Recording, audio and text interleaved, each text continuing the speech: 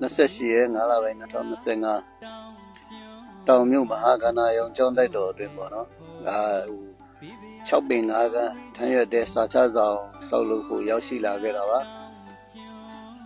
ဦးစီးနာယကဖြစ်မဟာကဏယုံတိုက်ခွဲတရားဦးဆရာတော်ကနေပြီးတော့ဒါကျောင်းဆောင်ဆောက်လုပ်လူတန်းမှုပေါ့နော်ပစ္စည်းအစုံရှိတယ်လောက်သမားရှိဘူးအဲ့ဒီအတွက်ကကျွန်တော်တို့ဘွဲကကုသိုလ်ဒါနအဖြစ်လာရောက်ဆောက်လုပ်လူတန်းလာပါဗျကျောင်းလိုက်တို့တွေရောက်ပြီးဆိုတော့ねဆရာတော်ကြီးကိုယ်တိုင်ကြီးမှုပြီးတော့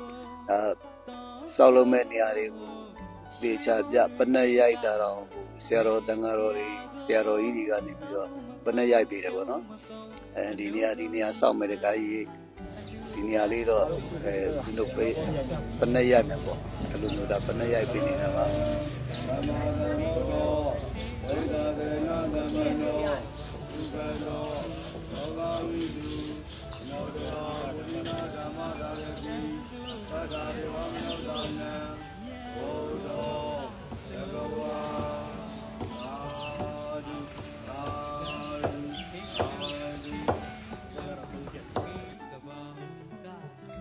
အဲ့လိုပဲဆရာတော်ကြီးများကိုယ်တိုင်ပနက်တော်ရိုက်ပြီးဆိုတာနဲ့ကျွန်တော်ဖွဲ့တွေက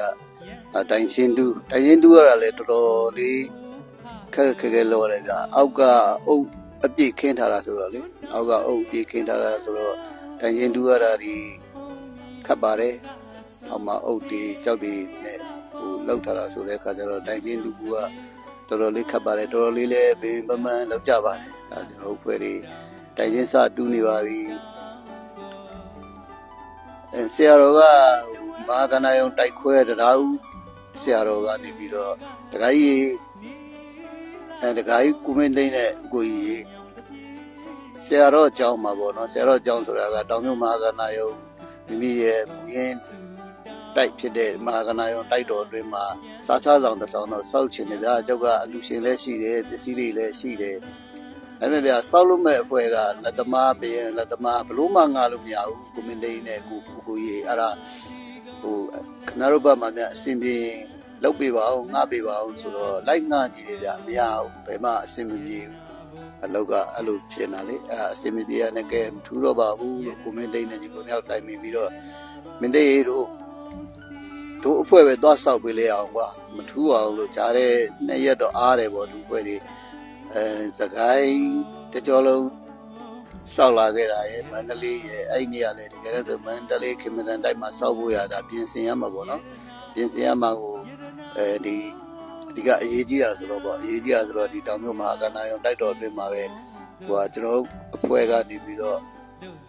လောဝဒါနာတွေလာဆောက်ပေးတာပါ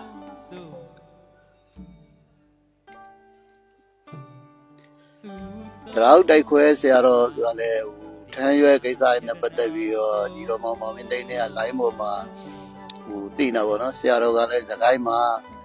ထမ်းရွက်တဲပေါင်းအလုံးပေါင်း60လောက်ပေါ့နော်လိုအပ်တဲ့နေရာတွေမှာလည်းလိုက်ပြီးတော့ဆောက်လို့လူတန်းနေတဲ့ဆရာတော်ဆိုတော့ထမ်းရွက်ကိစ္စနဲ့ပတ်သက်ပြီးတော့ညီတော်မောင်မင်းသိန်းနဲ့က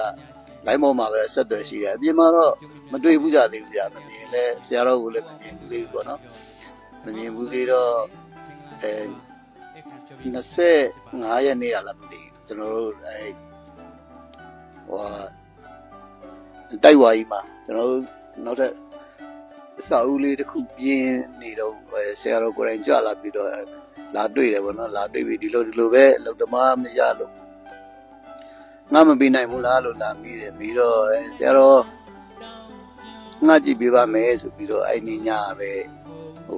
လိုက်ပြီးတော့စုံစမ်းကြည့်ရနော်စုံစမ်းကြည့်တဲ့အခါကျတော့ဘလို့မှအဆင်မပြေဘူးဗျအဆင်မပြေရနဲ့ပဲ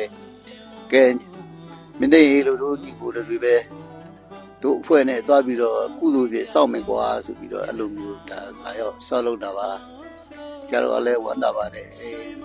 တခါကြီးရတယ်တခါကြီးတို့အဖွဲ့လာဆောက်ပေးမယ်ဆိုရင်အဲ့လိုမျိုးလုံသမားလက်သမားလို့ရှားပါနေတဲ့အချိန်မှာတခါကြီးတို့အဖွဲ့လာပြီးတော့လူမျိုးဆောက်လုပ်ပေးမယ်ဆိုရင်တော့ရန်ကုန်ဝမ်းသာပါတယ်တဲ့ဆိုတာနဲ့ကျွန်တော်လည်းဒီကနေ့ရောက်လာပြီးတော့ဒါစောင့်နေရတာပါခုလိုမျိုးပေါ့နော်အချင်းတင်ပါတယ် အနေထားထီအောင်တော်တော်လေးလောက်ရပါတယ်သူကကျောင်းကြီးကလည်းကြီးတယ်မြင်လည်းမြင်တယ်အသားနဲ့ဝါးနဲ့ဖက်ဆက်ဆိုတော့ပေါ့နော်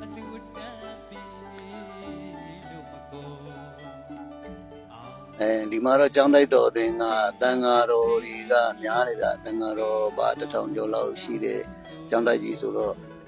စာရေးတော်ကြီးကျွန်တော်တို့ကဟိုတခြားကျောင်းတွေမှာသွားလောက်တယ်လို့ပဲပေါ့နော်ဒါကိုယ့်အဖွဲ့နဲ့ကိုယ်ချေရေးပြုတ်ရေးအဖွဲ့နဲ့ကိုယ့်ဘာသာကိုသွားမယ်ဆိုပြီးတော့လာတဲ့အခါကျတော့ဆရာတော်အနေနဲ့